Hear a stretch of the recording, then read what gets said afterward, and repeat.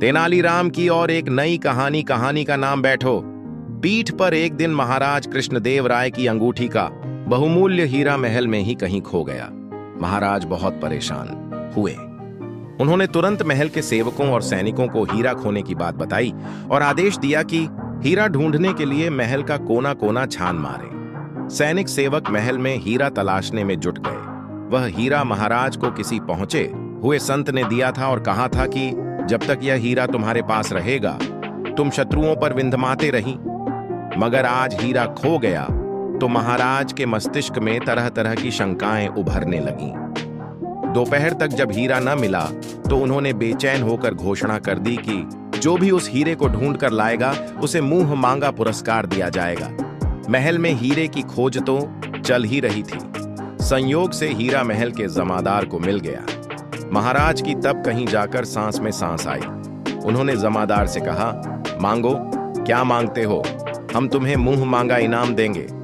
जमादार सोचने लगा कि क्या मांगे, उसकी कुछ भी समझ में नहीं आया। तो वह बोला, अन्नदाता, मुझे कल तक की मोहलत दे। महाराज ने उसकी बात मान ली। उसी दिन मंत्री के दिमाग में एक खुराफात आई। उसने तुरंत सेनापति को बुलाकर कहा, किसी भी तरह उस जमादार को फुसला उसे कुछ धन देकर कहो कि कल वह सम्राट से तेनालीराम की पीठ पर बैठकर बाजार की सैर करने की इच्छा जाहिर करे।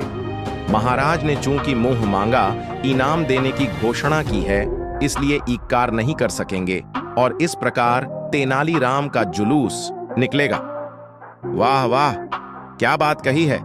सेनापति प्रसन्न हो उठा। उसने अपने कक्ष में जाकर तुरंत जमादार को बुलाया। तुम कल महाराज से क्या मांगोगे? समझ में नहीं आ रहा सेनापति जी कि क्या मांगू। सेनापति ने तुरंत स्वर्ण मुद्राओं से भरी एक थैली उसकी ओर बढ़ा दी। ये लो, इसमें 1000 स्वर्ण मुद्राएं हैं। तुम्हें महाराज से वही मांगना है जो हम कहें। क्या? सेनापति ने उसे अपनी बात बताई। सुनकर जमादार डर गया। अगर हमारी बात नहीं मानोगे तो एक बात याद रखना कि जान से हाथ धो बैठोगे। भयभीत होकर जमादार ने हामी भर दी। दूसरे दिन महाराज ने उसे बुलाकर पूछा, बोलो, क्या मांगते हो?